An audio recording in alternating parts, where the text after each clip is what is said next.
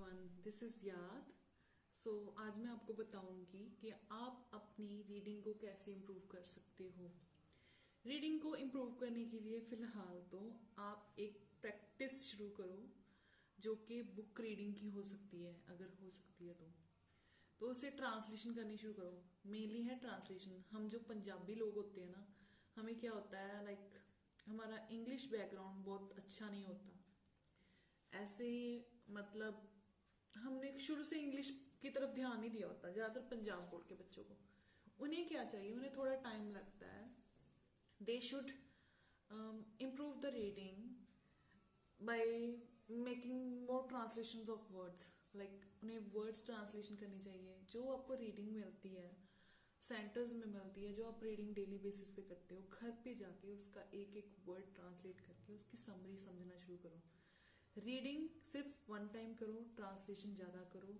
1 month ऐसे करो, 2 month ऐसे करो। अगर आप 3 मंथ लगते हैं, आपको 3rd मंथ में जाते हो, then start reading a book which would be quite productive for you.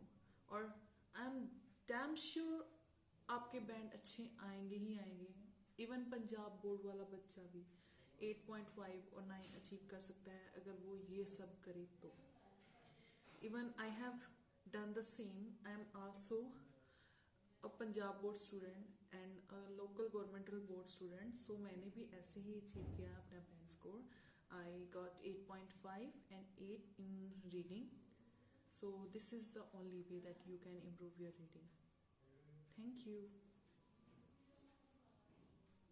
मतलब ज़्यादातर स्टूडेंट्स के रिगार्डिंग से मैं अगर बताऊँ आपको, तो स्टूडेंट्स क्या प्रॉब्लम फेस करते हैं। फर्स्ट ऑफ ऑल वो कहेंगे मैम मेरा ध्यान नहीं लगता। ध्यान उनका भटकता है। क्यों भटकता है वो ध्यान?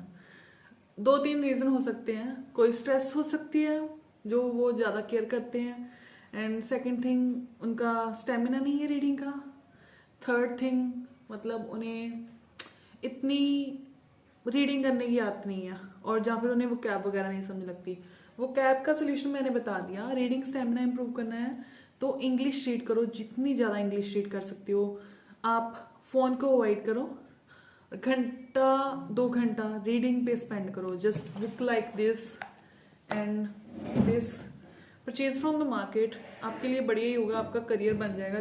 जहाँ पे आपने 16,000 का टेस्ट फिल करना है, तो ये 400-500 की बुक्स कुछ नहीं कहती। आपका इम्प्रूवमेंट हो सकती है ये लाइक दिस, ठीक है। ऐसी बुक्स रीड करोगे, एक तो आपकी सेल्फ इम्प्रूवमेंट होगी, जिसमें भी आपको इंटरेस्ट है वो बुक रीड कर लो। एक तो आपकी सेल्फ इम्प्रूवमेंट होगी, जैसे the power of subconscious mind. आपको पता चलता है आप अपनी लाइफ में सबकॉन्शियस ब्रेन को कैसे सिग्नल वगैरह देते हो। ऐसी बुक्स वगैरह रीड करोगे तो मतलब डेफिनेटली है कि आपका होगा इम्प्रूवमेंट रीडिंग में, आपकी अंडरस्टैंडिंग बढ़ेगी।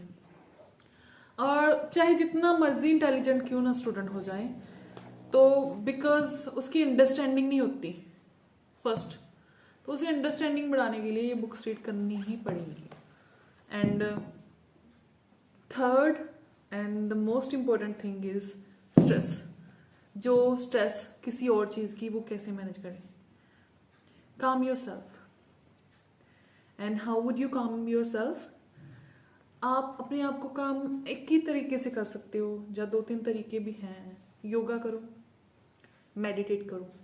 आई वुड रेकमेंड मेडिटेट करो। It is highly recommended, must go for it.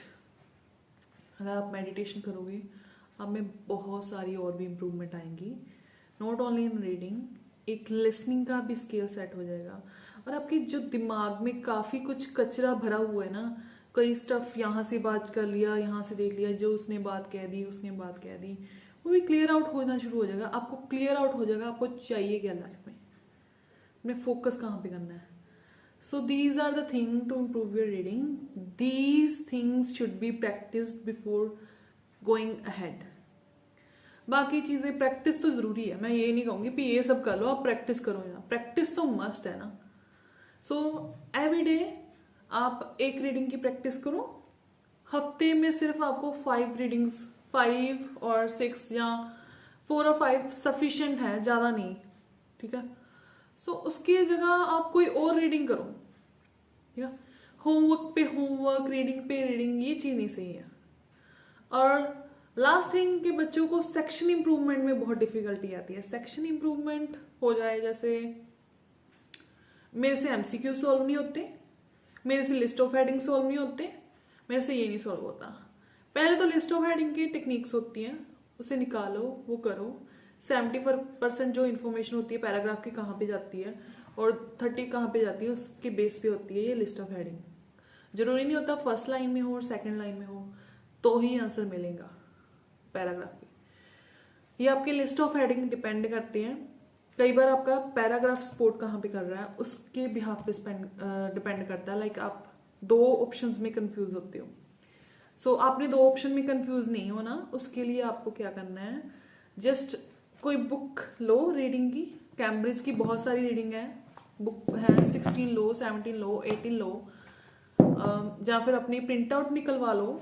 Internet पे सब कुछ अवेलेबल है। कोई सेंटर वाला परचेज नहीं करता परचेज नहीं करता ये मटेरियल। मैं खुद कहती हूँ, मैंने सारा का सारा फ्री से डाउनलोड किया है। So purchasing is not the part. जो पढ़ाना हो ना, मेरे खुद के रिजल्ट्स इतने अच्छे अच्छे आए हैं स्टूडेंट्स के। जिसने 7 लेने वो 7 भी लेता है, 8.5 भी लेता है, मतलब 9 तक स्कोर भी आता है। So just you have to be very careful. आप रीडिंग ऑनलाइन निकालो, कैम्ब्रिज की कोई भी लिख के बुक निकालो, टेलीग्राम से डाउनलोड कर लो, बुक्स वहां से निकल जाती हैं। ठीक है, टेलीग्राम में चैनल होता है कैम्ब्रिज का, वहां से निकल जाती हैं। तो वहां से निकाल के प्रिंट आउट निकलवाओ और वो सेक्शन है जो, जैसे 4 टेस्ट होते हैं एक बुक के, चारों प्रिंट आउट करवा लो। चारों के एक दिन लिस्ट ऑफ हेडिंग करो, हेडिंग करके उन्हें एनालाइज कर लो। एनालाइज करने से आपको क्या होगा, आपको पता लग जाएगा। घंटा 2 घंटे स्पेंड करो इस प्रैक्टिस पे, ये आंसर आया तो आया कैसे। ये प्रैक्टिस तब करनी है जब आप 2 मंथ में आके आप इतने एस्टेब्लिश हो गए कि लाइक आपको अभी आपको रीडिंग समझ आने लग गई है, बट आपको कंफ्यूजन रहती है आंसर निकालने कैसे है। तब ये चीज प्रैक्टिस करो। ये प्रैक्टिस करने से जब आप इतने समझदार हैं कि आपको इंग्लिश समझ आती है, तो आपने ये प्रैक्टिस करनी है। ये प्रैक्टिस से क्या होगा, आपका वो सेक्शन इंप्रूव हो जाएगा जो आप में जिस सेक्शन में आपको दिक्कत आती है। मेरे खुद की आजमाए हुए तरीके हैं। ठीक है, मैं कोई बहुत ज़्यादा ब्रिलियंट स्टूडेंट नहीं रही हूँ। ठीक है, मुझे भी बहुत प्रैक्टिस की जरूरत पड़ी थी जब मैंने ये करना। ये मेरी खुद की टेक्निक से जो मैंने सीखी। और साइड बाय साइड आप क्या कर सकते हो, एमसीक्यूज की प्रैक्टिस करो, वो भी ऐसे ही करो। चारों टेस्ट में से सारे एमसीक्यूज निकालो, चारों टेस्ट में से सारे लिस्ट ऑफ हेडिंग्स निकालो, वो प्रैक्टिस करो। इससे ज़्यादा तो कुछ नहीं कह सकती। और कोई दिक्कत होगी, कोई परेशानी होगी तो मैं ज़रूर डालूंगी। हाँ, एक फिल इन द ब्लैंक्स में थोड़ी सी ग्रामर का ध्यान रखा करूँ। कई बार ग्रामर के बिहाफ पे आता होता है आंसर, प्रपोजिशन जो आगे लगे हुए होते हैं वो। So this is all about today's reading. और एक मैं वीडियो लाइव रीडिंग सॉल्व करने की भी बनाऊंगी, विच would B must for you. या दैट्स इट, थैंक यू। और मेरे चैनल को सब्सक्राइब ज़रूर कर लेना अगर आपको कुछ लगता है कि यूजफुल कंटेंट मैंने डाला हुआ है। So I will meet you again in my next video and bye.